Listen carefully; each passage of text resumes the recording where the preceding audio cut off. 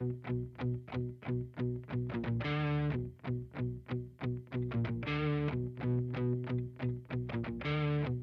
well, man. There you are. There you go. What's up, man? How are you? Hey, doing well, dude. I like your background. That's super nice. I appreciate it, man. I'm at my facility here in South Haven, so it's got a cool sign. I was like, I'm gonna set up right in front of this. It'll be cool. Perfect, man. Yeah, excellent. Well, hey, it's good to see you again, man. How's everything been going?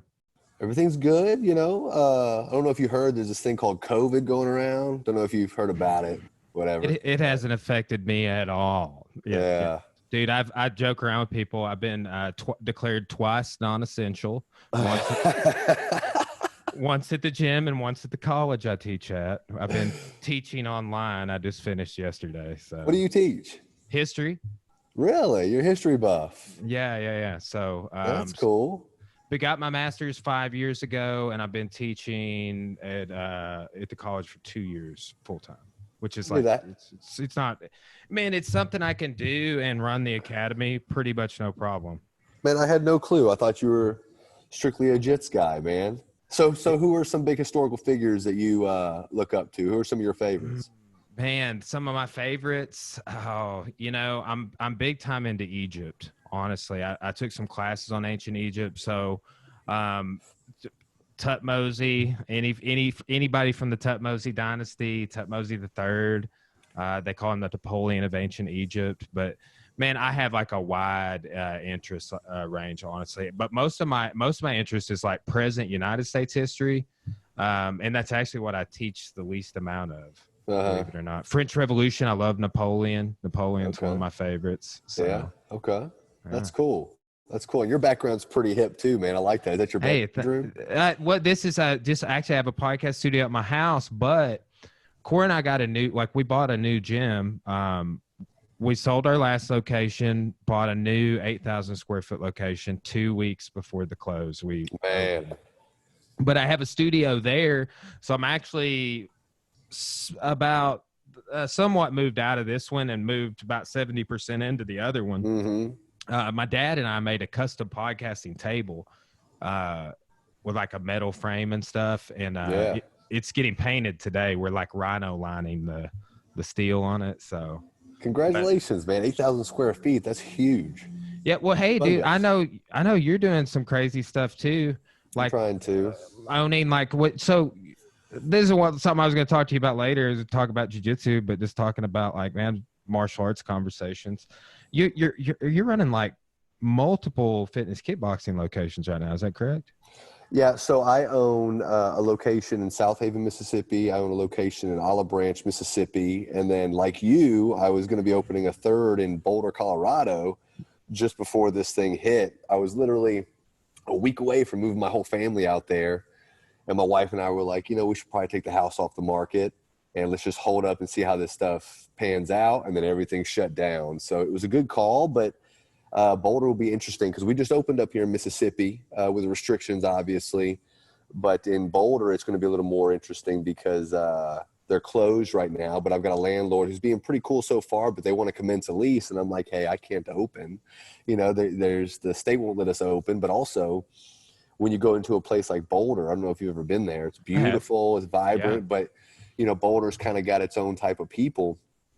And I think it'd be very challenging to go to Boulder as an unestablished brand and say, hey, well, trust us. We're going to keep it clean and all that. You've never heard us, never met us, and you're already scared enough to go to your existing gym, but come see us. So we're just going to see what we can do. We'll make it work either way, but that's on a delay. But Boulder, Colorado will be coming up as soon as COVID allows. And then after that, who knows? Yeah, that's awesome, man. Yeah. See, I heard that you were potentially moving because I'd kind of spotted your train with Eric. Man, I've known Eric for years.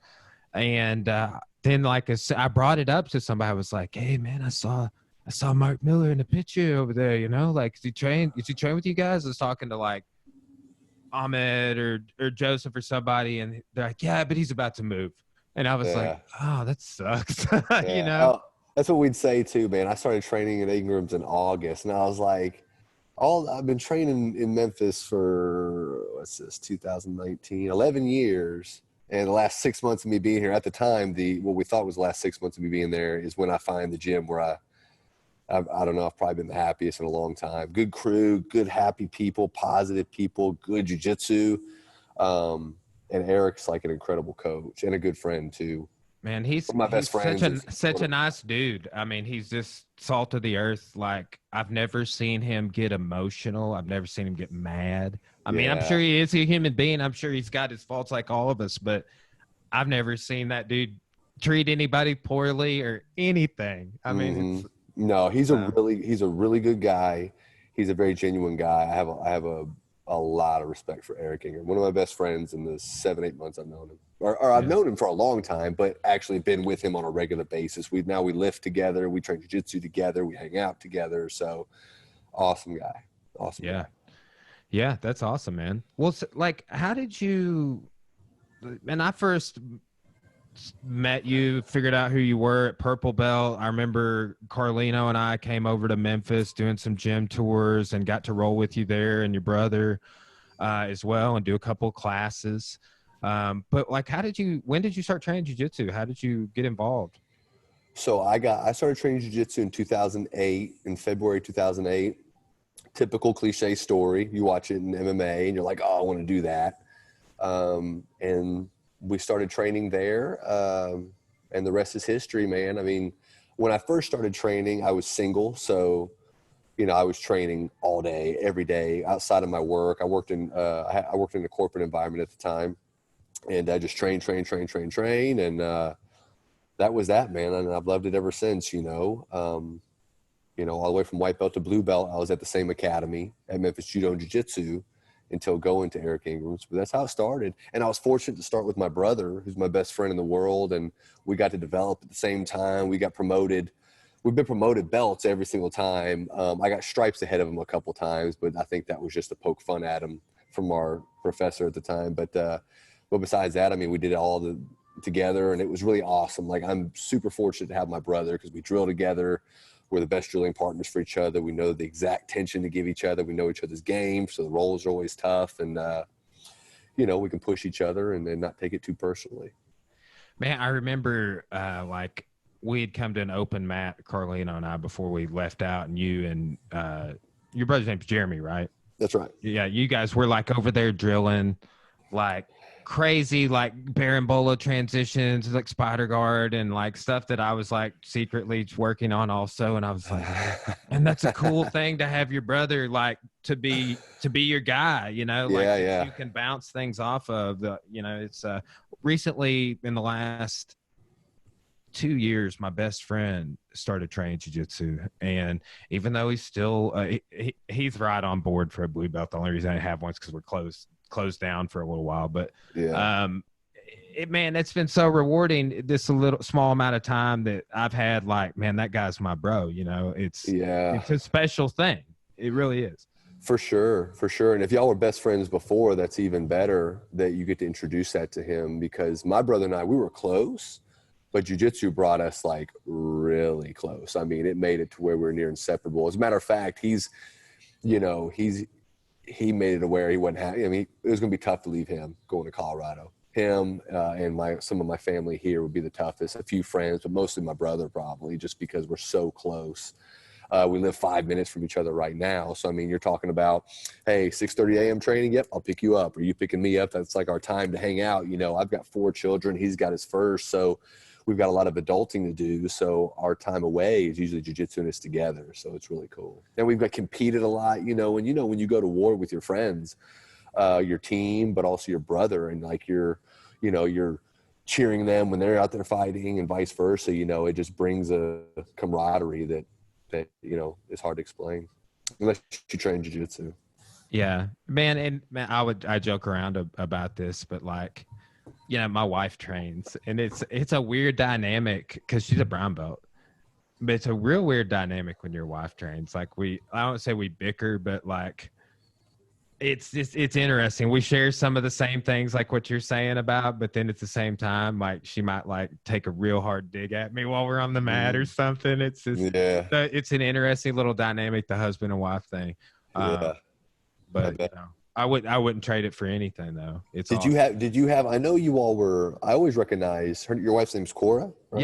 Yes. I always recognized you two together. I always assumed you all were together, and then kind of just caught the idea you were. Who started training first? Did you start training together, or? No, I was training first, and then we started dating, and we were together for probably about 3 years before she started training. She started training striking first, and then not too long thereafter started training jiu-jitsu. So like right when I opened my own location, that is when not long after that, she started getting involved, started helping with that.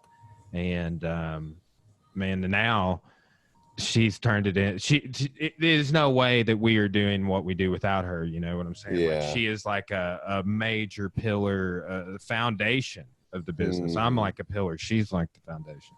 Oh yeah, for sure, man. Good women are good wives in our cases. They're irreplaceable, man. My wife she is the pillar. She is the pillar. She cares for the children. She does all that stuff, supports me. Man, it's crazy when you can have a wife that supports you 110% too. You realize the tolerance that a wife has that we don't, right? She's got patience like through the roof that I don't have. And I'm like, boy, I am grateful. I'm grateful for that. Yeah, man. How many kids do you have? Did you say? I have four. I have four children. Wow. Yeah, Wow. I have four children. Okay. I compete at Masters 2 now too, so it's all official, bro. I'm officially adulting. There you go, man. And it's so weird. Go ahead. I'm sorry. I just turned 33 myself. So did you, man? Yeah. I'll tell you what about Masters. And I say Masters 2 with all the pride in the world because it's such a tough level to compete at black belt. At first, interesting jiu-jitsu story now that we're on it. So I was really stubborn about going to Masters anything in jiu-jitsu, right? And I was sticking at adult, and I went to an Atlanta Open one weekend as a brown belt, and at adult, and I think I was 34 at the time or something. And Juan Barboza was in my division. And Juan Barboza, if you're not familiar with him, he's a checkmat guy now. I think he was Carlson Gracie at the time. But I remember standing in the bullpen with him and watching him, and then he just ran through the division. You know, I didn't fight him. I lost in that division, but he ran through the division. And I remember I was like, I think I need to just go ahead and swallow my pride and go to Masters. You know, it's just the levels are different. You know what I'm saying? The levels, you know, but even at Masters 2, they're so tough. I mean, you know, some of the fights I've had at black belt particularly are way different than any fight I've ever had. Black belt is a whole new level. And at this level now, you're fighting people that, you know, may have been world champions before or no-gi champions before, maybe 5-10 years ago. And now they're fighting Masters 2 and they're top ranked in Masters 2, and they're going to be hard. So just an interesting thing to point out about jiu-jitsu was I had to come to terms with that. I think I was fighting the reality of where I was. And I was like, oh, I'm 34. I can still hang with these young guys. But the reality is in jiu-jitsu is, you know, if you're not like training at that level full time, all the time, you have no business competing at that level. And I'm sure you've seen it's gotten even better and even more advanced as the years goes. I mean, those guys are 19 years old. They're like purple belts that would run me through the ringer. You know? I got to be like 28 doing IBJJFs, and I was like, I can't turn 30 fast enough. You know what I'm saying? I was like 28 at brown belt, and I wasn't getting really any, like, my attributes weren't developing at like a super fast rate. I wasn't just like getting stronger, like, you know, and maybe I could have been doing things differently, but I was like, dude, this adult division is gnarly. And you were training by yourself most of the time though. Yeah. I mean, weren't you kind of like heading a gym at purple belt? Yeah. Yes. And like trying to travel and train and bring people in whenever I could, going all over the country to compete. Which it was fun. I had fun. I haven't competed since I got my black belt, but I competed, man, purple and brown. I competed a lot. Yeah, man, black's a whole different level. I know that everybody says that, but it's true. It's true.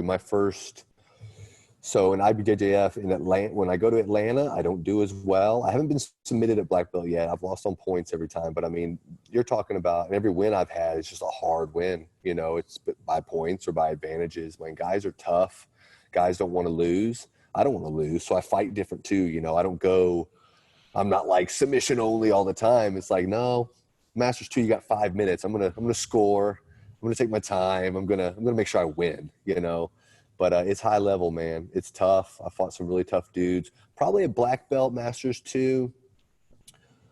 The toughest guy I've probably fought so far. I I just fought the guy. He was tough. He beat me. Well, it was a draw. It was submission only, but he beat me. He scored on me. Rubalcaba, Luis Rubalcaba. Oh yeah.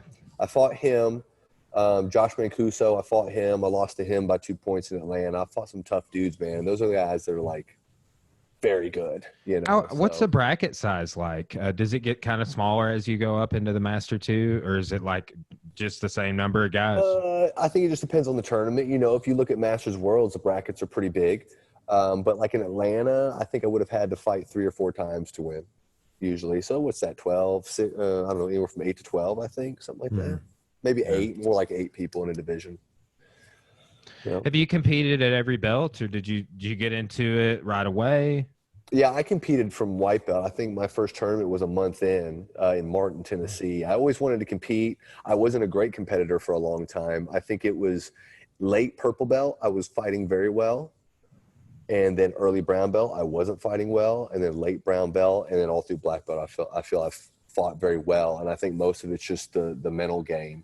You know, I find myself going out there and not doing what I typically do. You know, I'd plan too much, and I'd like, I'm going to go do this, and that's all I'm going to do. I wouldn't be willing to improvise during a match. And then sometimes I do, can we curse? I do shit I had no business doing. I do something I don't never do in training just because I was so freaked out mentally. So, you know, I definitely went through my stages of mental training, I guess you'd say. But now I fight very well now. What, was there anybody that, like, along your journey, like the influences or even outside stuff at jiu-jitsu that kind of helped you arrive at that place, or was it just the experience of doing it? Man, it's experience, but watching the pros and how they go out there and how cool and collected they are, but also confident at the same time. And I will say, you know, nobody in particular, though. I think just watching people and just evaluating my mistakes. You know, I would train so hard. There was one weekend in Atlanta, I lost at brown belt, gi and no gi, first match, both by submissions. And I was so aggravated because I trained so hard, but both fights, my coach at the time said, you weren't fighting your game at all in either one of those. So I trained really hard, but mentally I wasn't prepared at all. I was thinking I'm going to go pull this cool slick guard, and I'm only going to do this. This is how the fight's going to go. But the other guy wasn't going to let the fight go that way, you know, but that's all I had thought about doing. So, you know, I've quit. I don't strategize too much. I just try to get to where I want to go every time. You know, whatever my game is, I want to pull guard, go daily Hiva or close guard. I'm going to try and go there, but I'm not going to force it. I think I used to try and force a lot. And then sometimes too, learning to be patient. That no-gi division that I'm talking about in Atlanta, I got knee barred, right? And I was doing very well in the fight, but I started thinking this is a boring fight. I'm going to go ahead and open up and start getting a little more creative. When I had no business, when I opened up, my coach was like, no. And I tried to go inverted. You know, I think I went to Kiss of the Dragon or something, try to look pretty, and I got knee barred. And my coach at the time, Joel Gingrey, he didn't talk to me at all for a little while. He was a little aggravated, which I understood. But later he was just like, I don't know why you went away from what you were doing. And it's because I was worried about what the spectators were thinking. I was like, they think this is a boring fight. I don't want to fight a boring fight. I don't care what they think anymore. Marcos Tinoco, I trained with him for a long time, and he used to tell me, you know, Mark, I don't care about looking pretty. I just want to win. And when I started applying that, I didn't care about anything. An advantage, 2 points, 4 points, I don't care. I'm going to win. That's all I cared about. I'd prefer to submit, but I'm not going to take a risk and blow a lead when the other guy's doing the exact same thing, because the other guys, what happens a lot at black belt now is you'll engage with somebody. They're not wanting to give up any space either. They don't want to open up. They don't want to be overly aggressive. They're playing the same game. So if I score, I'm not going to open up so he can play his game, you know, because he's doing the same silly thing, being very reserved, elbows tight, not wanting to open up at all. How's that been in the gym for you over the years? Have you evolved, like, do you train like you're going to compete all the time, or do you like, are you like when your rolls through the week, when you're just like, yeah, I'm just flowing, I'm having fun? Like, how do you approach that? Like being a competitor that's willing to go grind it out for 5-minute rounds, win on points or whatever it takes. Yeah. Like how do you get, you know, because honestly, man, like one of the things I'm more fascinated with is like growing older doing jiu-jitsu. I'm only 33, but I've broke my collarbone. I've had a hernia repair, and every little other thing that everybody gets from doing jiu-jitsu. You broke your collar. I don't know anybody else that broke their collarbone in jiu-jitsu. Oh, dude, I broke my collarbone. Yeah, I had Eric on the podcast, and I shared the video of the link, but Eric broke his elbow. Did you know that? Really? No. Yeah, he was getting both of us getting judo thrown, by the way, but he was getting thrown, and he put his hand out, like getting forward thrown, like a hip style throw, and it broke his elbow. No kidding. Now, I will take that back. I did get my shoulder separated, a small separation one time by Stephen Combs. When I was a blue belt, he chunked me, and he's really good with judo. He was a brown belt. He was a black belt in judo and brown belt in jiu-jitsu at the time, and he chunked me pretty hard.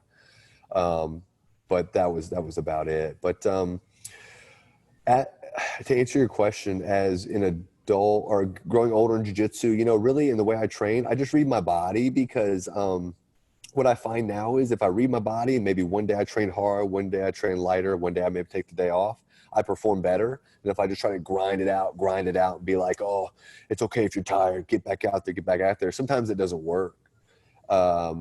Especially if I'm working a lot, you know, or I have a lot going on with business, or if I'm doing strength and conditioning with it, I just adjust to where my body has enough time to recover and read it and trust it.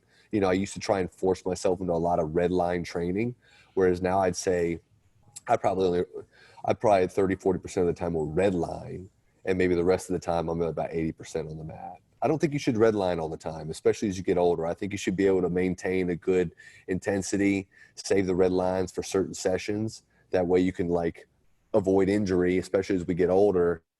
But also your training is quality. You know, when you get tired, you're under rested, your timing's off, your technique's off. No different than when you roll like 10 rounds, about 7, 8, or 9, the ninth round, your technique starts to suffer because you're so tired. And I think at that point, it's just not a very good idea to continue training because you'll get bad habits. You know, your body will start going, oh, I'll just do this now that I'm tired when that's not what your body should probably do. Yeah. Have you always incorporated strength and conditioning as an element of what you do? Were you physically active before you started doing jiu-jitsu, or did you come to one after the other? No, I've always lifted weights. Before I started jiu-jitsu, I thought I was going to be a bodybuilder. I thought, and by thought I mean I read all the bodybuilding magazines and took a shit load of creatine and ate 8-9 meals a day. And I was a pretty big dude when I started training jiu-jitsu, but when these little guys started beating me up and strangling me, I was like, I probably don't need to be that big. But I've always lifted weights. I love lifting weights. But since training with Eric, I've gotten into CrossFit, and I've learned how to be more dynamic in my weight training and my mobility. I realized how much mobility I lacked. And so Eric, that's really taken me to the next level. You know, as a matter of fact, I was telling him when I fought Luis Rubalcaba, you know, I lost. He passed my guard like in the last minute. And I remember there was a grip that I needed to get to stop it, but I was completely exhausted. You know, he's a very big and strong and just relentless dude. Yeah, he is pretty. Is he bigger than you, or are you guys the same weight? Yeah, so I can't remember what he weighs, but he's a bit. He's a little big. He's not huge, but he's probably got 20 or 30 pounds on me. But I think both of our opponents fell out of sub-100, and I was like, well, hey, I'll fight him because I'd heard of him. I knew he was good, and I was like, I'll fight him, you know. And he was really, really tough. But anyway, at the end, there was a particular sleeve grip that I needed to keep the pass from happening. And I went to reach for it. And I didn't have any more gas in the tank. I was just done. And he just put so much pressure on me the whole time. And I remember telling Eric after that, I was like, hey, I want to start doing CrossFit. When I started doing CrossFit, I was like, man, I think that fight could have been different with the way that Eric's conditioned me now in the training that we do. You know, it's quality, the mobility's there, the power's there, the endurance is there. It's just a full spectrum. Whereas before I would just go into the weight room, lift weights, and then train jiu-jitsu. There was nothing like scientific. What is it? Some of the specific exercises, movements, training you're doing that you think crosses over that you were missing before? Is there anything you could target? Well, it's just being pushed in my conditioning, where I would go into ATC and just lift by myself. I get pushed, but it's the dynamic movements, power cleans. I love cleans. You know, and really it's the programming. You know, we've got a really good guy named Chris Baudry who writes all our programming. And when you're able to get in there consistently in the programs he puts together, it just really gets results. You become more powerful, you become faster, you move quicker, you're more agile, and my mobility's improved a lot too. So the positions, I've always been a flexible open guard, berimbolo kind of guy from the guard, and just having that much more mobility, but power in that mobility, right? So like now when I make those movements, there's a lot more power to it. I notice jiu-jitsu feels easier. You know, when you like feel strong, you're like, dude, this jiu-jitsu feels a little bit easier today. Like I'm not working that hard. I just feel that way more often. Because when I went to train with Eric, I'll say this, man. One thing, I had trained with Eric 2 times before that at a JT Torres seminar that he had. And I think he and I had a pretty good roll. We were brown belts at the time. And then at black belt, we rolled at my gym at Memphis. And I think I got the better of that roll, right? And, you know, you always say rolling doesn't matter. But in reality, when you roll with another black belt, you're like, yeah, I remember that roll, you know? So when I went to his gym, he was just so much faster and stronger than me. And he put a lot of pressure on me. And I was like, I need to start following those ways, you know? And he really opened my eyes to that. You know who Alan Shade is? I do. Okay, Alan was on the podcast. I don't know if you listened to it, but he was like, yeah, I've submitted Eric 6 times. Let me go over him real quick. And he's like, I have to go over this because man, I've rolled with Eric a lot over the years. And he does have a special game. He's always been that way since blue belt. I was joking around with him. Like the first time Cora saw him, he was over to the side. We were going to compete in like a affiliate tournament that we had every year. And he was doing uchikomis, like judo loads. And Cora was like, you have to fight him? And I was like, damn, baby, come on. Yeah, he's really good. And to piggyback off what Alan told you, I know who Alan is. I don't know Alan, but I've submitted Eric 2 times. So, you know what I'm saying? Like, you know that count, but he's so tough that you just remember. And now too, like when he and I roll, there was a time where we were training together and it must have been a month straight we would roll and one of us would beat the other 2-0 because usually I'm going to be the guard puller and a lot of the times, or sometimes he pulls too. And we'll either sweep or the other will get swept. And then there's no sweep back until the clock's over. We're like 2-0, 2-0, 2-0.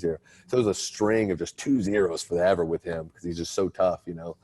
And we figured out each other's games, but it's really made us so much better. You know, he's made me a lot better when we're training at full steam, which we're not right now, obviously, but we have competition training. And, you know, what it made me realize was, so in jiu-jitsu, right after I got my black belt coach, who I was with white to black, he left the gym, Joel Gingrey. So I didn't have a coach anymore. And I was kind of, you know, I had a coach in Stephen Combs, but we were kind of collectively coaching all the other people, you know, with Nathan Pang. And I wasn't, you know, I headed the comp team in the morning. We do competition training. So I was missing out on being coached.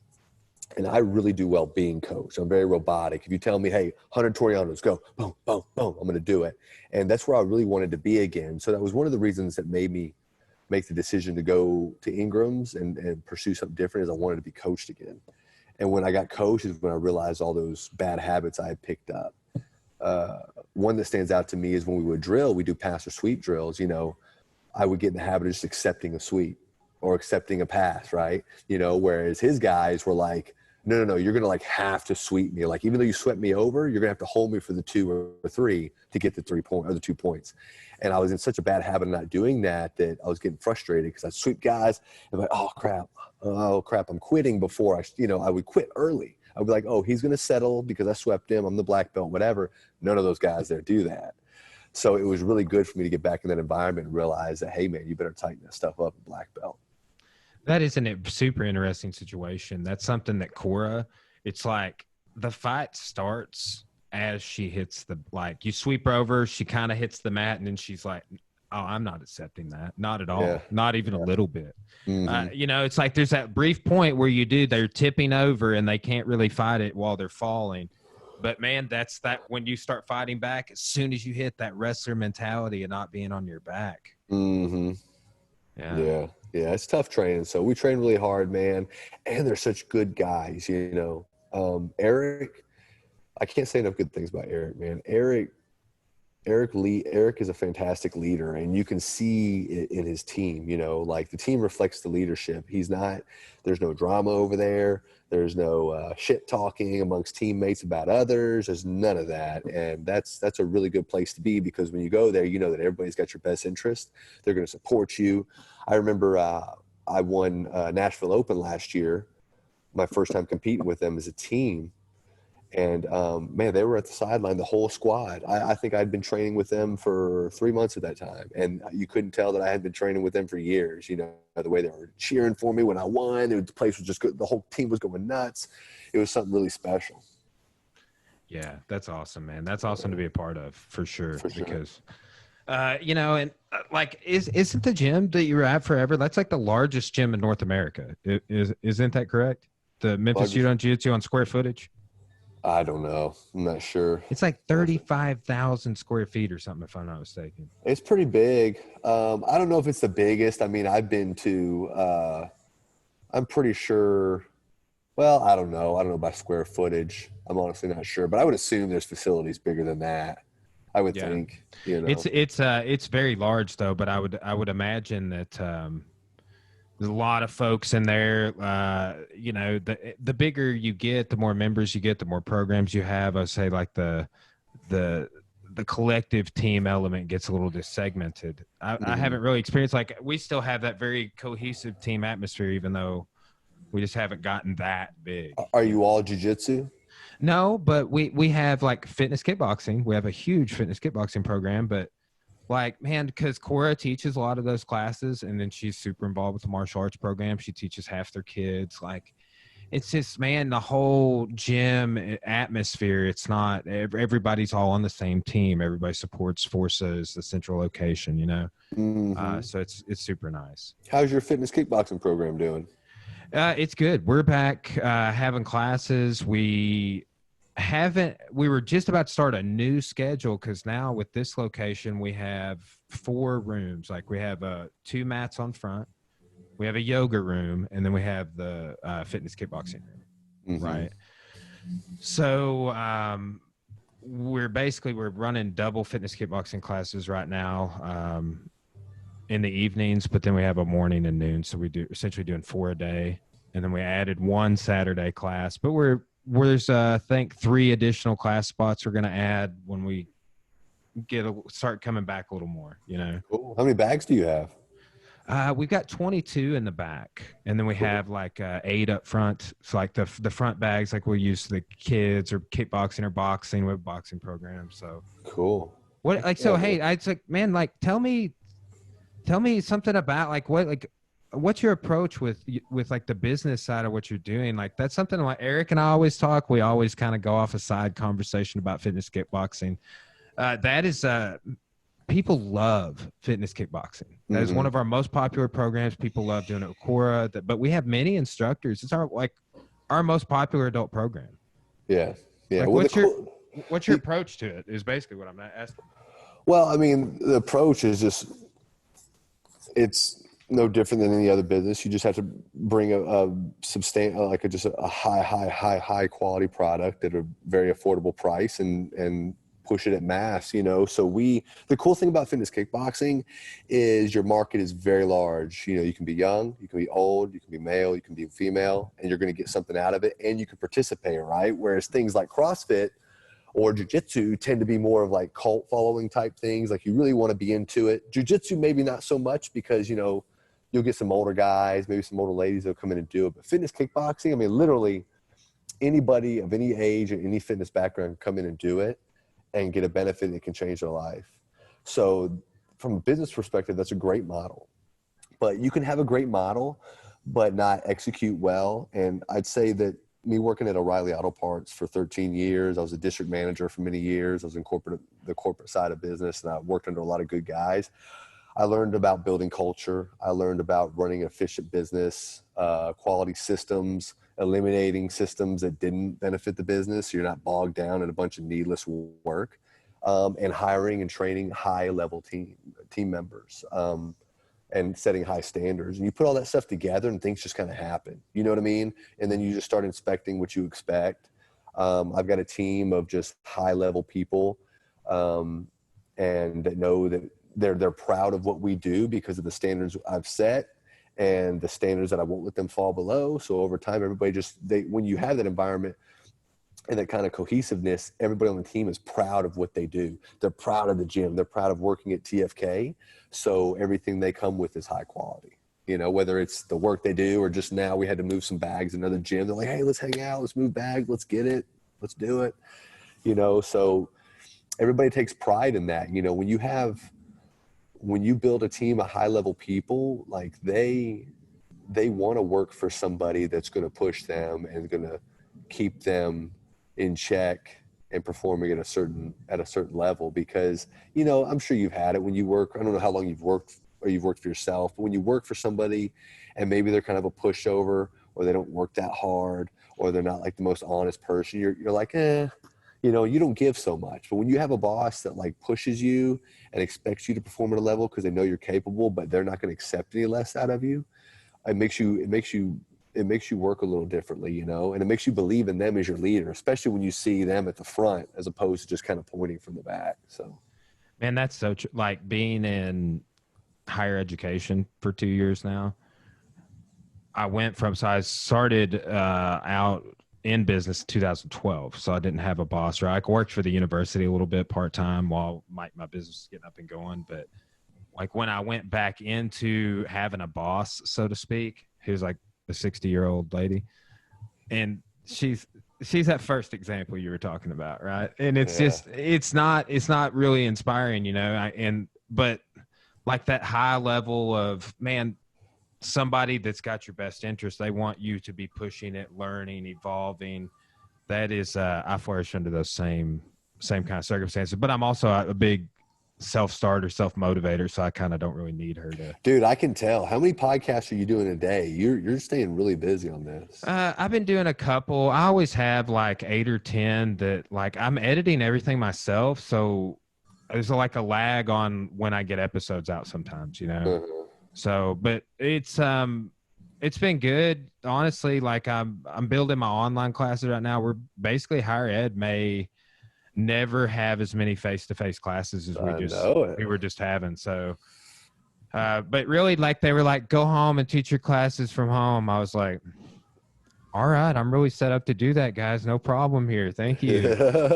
Let me know if you need anything. Your students are going to think you drop acid with all those posters in the background. I know one of my students sent me an email and they're like, dude, your studio is so sick, bro. Because this is where I record my lectures too. So. He offered you some shrooms or something.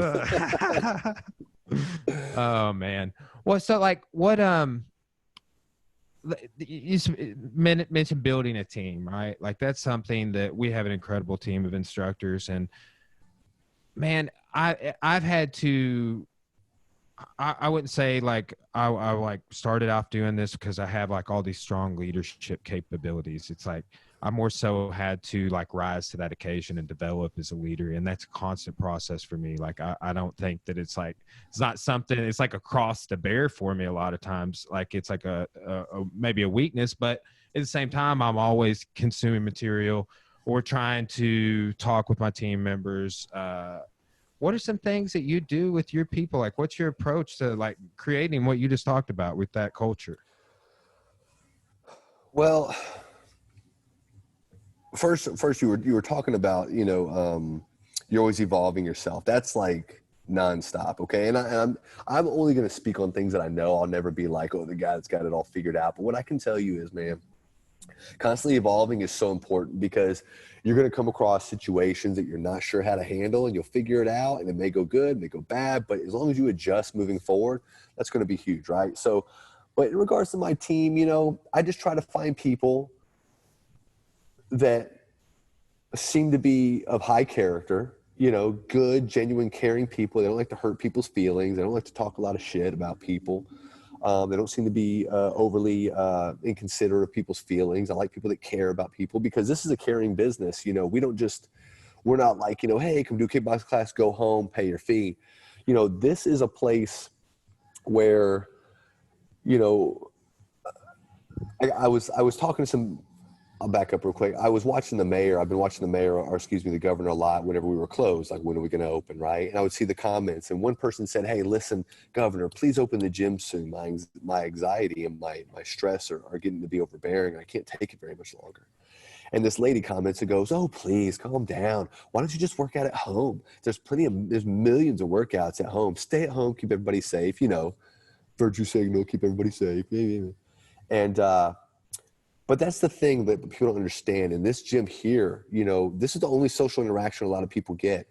In a place like this, it took a lot of people a life-changing step just to have the confidence to walk in here and get past their insecurities or their self-image issues, or the fact that maybe their husband's an asshole at home and this is the only place they have to escape for the hour that they come in here, and the friends they have to interact with. So you have to be very empathetic to that, as to what you provide, which is much more than just a kickboxing class. You're providing, you know, some sort of mental relief, stress relief, anxiety, some anxiety relief, and maybe could very well be the happiest part of people's day. So when you think of it that way, it's going to affect the way that you perform as an instructor, but also the way as you mingle with your members, right? Hey, how are you? How'd that test go? Congratulations on this. Or, you know, last time we were talking, you were struggling with this. If you really care, you know, they're going to pick up on that. But if you kind of fake the funk, that's easy to read too. So I want to find those genuine people that really care about others, because when you do, you'll see them just kind of fall in place here, and you'll see how they treat the members. And this place is very important to the members. You know, we had, you know, we have a bigger role to fill than just fitness. I'll just say that. You know, just like you do, what jiu-jitsu, right? You know, you don't train jiu-jitsu, you don't go train. It starts to mess with you a little bit. I missed all my jiu-jitsu bros. And I know when I start getting on the mat with them again, I'm like, man, I missed you guys. And my life is going to have somewhat of a little bit of an improvement to it from a mental aspect that I forgot about, you know? But some other people don't have a happy home life. Some other people don't have those things outside of the gym to go to. This might be their only place. And for however long we were on lockdown, they lost that. I had a member cry to me because she didn't think that she got a reservation in time. Because we had to reserve bags initially due to social distancing and stuff. And I wanted to make sure all the members got a chance to work out. I had a lady that really cried about it, you know, and you know, some of her friends kind of told me some backstory on it. I was like, man, this was that serious to her that the first week she didn't get in, and she'd missed it so much, and it had been so tough on her mentally and from her self-image, from the point of her self-image, that it really upset her that she didn't get in here. You know, Man, we've had to limit. We haven't had that with fitness kickboxing yet, but hot yoga, our yoga studio, the yoga room's big. But like we only the instructor only wants like a dozen people in there, so it's, you know, we have to do the register ahead of time, and it's I hate to like the idea of turning anybody away right now, just like what you're talking about, because it's people need that social interaction. For sure, man. So, but when you build a team that understands that and maybe has experienced that in some way or another, right? You know, you might have you've got people that have their own stories and they're relatable to the members that come in here. It just builds that community, and it builds a long-term commitment from your members to where you just aren't recycling members. You want to build members that are with you for a long time, but you have to work very hard to service them. You know, everything we do, we're driven with customer service, and we don't half-ass anything. It's so easy, and I see it a lot, man. I see a lot of gyms, particularly fitness kickboxing gyms. They just, hey, throw up some bags. We're going to do this, do that. Just throw an instructor in there. Doesn't matter. Just tell them to punch the bag. Don't worry about the quality of the class. Don't worry about the nitpicky cleanliness of the gym, unless COVID's around. Now everybody's about a clean gym. Look, we were COVID proof before COVID was here. You know, be flexible in your terms, work with people. You have to be that way year round, and it takes a lot of work. But when you do all those things, all those small things, from time management within your team to the little things you do for your members, the small improvements, the extra work you put in to be better trainers, to improve your class format, that stuff compounds. And that's what compounds to a very successful business. I mean, we were in a very, very good financial position before this happened. So I didn't lose a wink of sleep when this COVID thing happened. I was more aggravated than anything that I couldn't control my business. But, and we had a lot of members that said, look, we have no interest in canceling our membership. We're going to support you through this. So, you know, it pays off in the end, man. But all those little efforts, those micro efforts, just compound into something that's very big, and you just keep your nose to the grinder, and it happens. I mean, I've been going at this just over 2 years now with a third location. So, you know, it's proof in the pudding, man. Just keep it, you know, rinse, wash, and recycle.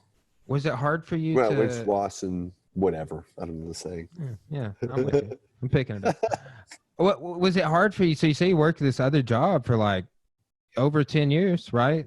Was it hard for you to make that jump into being an entrepreneur? No. Hell no, man. It was my dream. Great. but it took some work. Like I was there for 13 years. So September 2017, I opened my gym here in South Haven. In March 2018, I left the company. But that first while was corporate America all day, my gym at night. So I didn't see my kids or my wife a lot, but we knew what the goal was, you know? So we knew if we worked right, it wouldn't take too long. It happened a lot quicker. I thought I'd have to wait a year or so to leave my job, but things popped off so well, shit worked so well. I was able to leave after 7 months. So I was very fortunate with that. But I'll say this too, you know, Rolly Delgado made a really good point to me not too long ago. He and I talk from time to time about business and just life. And I think it was on one of his live streams. I was asking him a question. He said, Mark, you know, a lot of people might think that you're an overnight success. He's like, but what they don't understand is all the prep work that you did, right? And what he means by that is, so back when Rolly owned a pawn shop, you know, he's always been an entrepreneur. Yeah. I used to hit him up and say, hey, I want to come train, but can I come take you out to lunch, or can I come sit with you at your pawn shop and just pick your brain? Or like you said about evolving, I watch YouTube videos. I learn, you know. And so you're talking about years of learning and ups and downs, you know, from where I was like, oh, I'm making progress to I'm sitting in my car crying to my wife and telling her I ain't done shit and how disappointed I am in myself as a father and a provider. So, you know, it was like, you know, I'd say 5-6 strong years of just trying to figure it out, ups and downs, and finally it popped. And I think just all that energy that was pent up over learning and getting more disciplined and understanding business and striving is why this business took off so fast. I think it was just all that pent up energy of working and learning. So there's just that prep work. And that's kind of what I experienced. Like when I finally got out of college, that's when we exponentially just blew forward, and just every year in business grew and grew and grew and grew to this point where we're at now. Now I'm just like, it's weird. Like I joke around with people because it's like, well, all I wanted to do is quit my job to teach martial arts full time.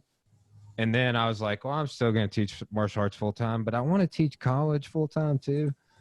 And now I just want to do this podcast also. Yeah, so like this, like my third big thing in life, I've really been putting a lot of energy into and working on, and like honestly putting the same type of energy, like what you're talking about, the same sort of pent up energy I had in my gym and I had in trying to become a professor. Like it's the same thing for this podcast. It's been a couple of years of in the making. Yeah, that's so interesting, man.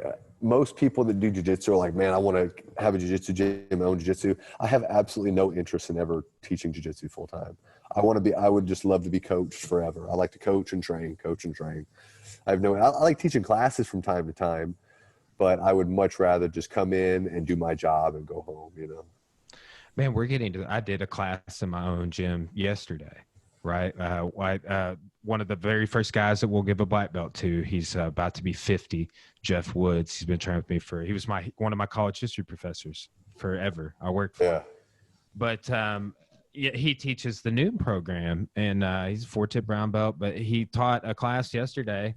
And it's like, man, it's nice to go to a class in your own gym when you have to like facilitate all the classes. Oh yeah, for sure. It's nice to be trained. It's nice just to be tunnel vision and just focus on the job and drill and train, and not have to come up with a class format and drill. And because it's such a responsibility to teach people jiu-jitsu. It's a big responsibility because it comes with a lot of weight. You can go in and just show basic techniques, but if you want people to get good, you have to put time, you have to show the details, you have to critique.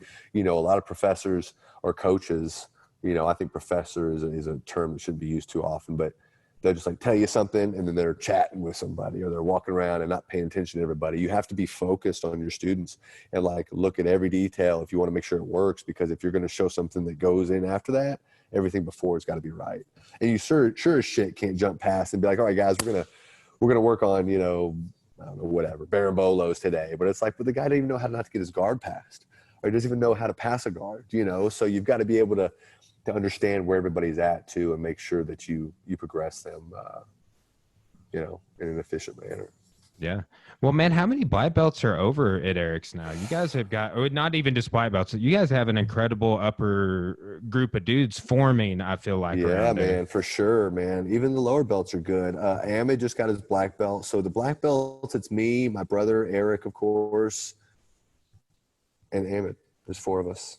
Yeah, it was just Eric until my brother and I went over there, and then Ahmed, and then brown belts. I don't know if we have any brown belts in that Ahmed got promoted. We got a lot of, we got Peter Yu at purple belt, who Braden. Braden's very good. We've got good guys. I mean, blue belts are tough there too, man. We've got some tough blue belts.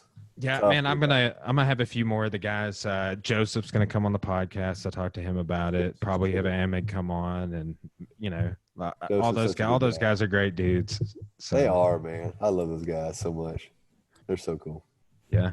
Well, bro, man, I really appreciate you taking the time out of your day to come and chat with me on the show. And dude, the pleasure was mine, man. I appreciate it, and I appreciate what you're doing, man. You're hustling. I like that. I think it's cool. I like what you got going on. Thanks, man. And you've come up on the podcast at least a couple of times, because of that foot on the face sweep I was telling you about. Mm-hmm. That just randomly came up in one episode. We were talking about something related to weird. And then with that one you messaged me about, I think Clay Mayfield and I maybe brought you up. But man, it's always looked up to you. It's been a pleasure, rolling with you over the years. A couple of times I've got to, and have kept up with you, and wish you the best, man. Pleasure's mine, man. Thank you so much. All right, bro. Have a good day. Have a good weekend. Take care. You too, bro. See you, dude.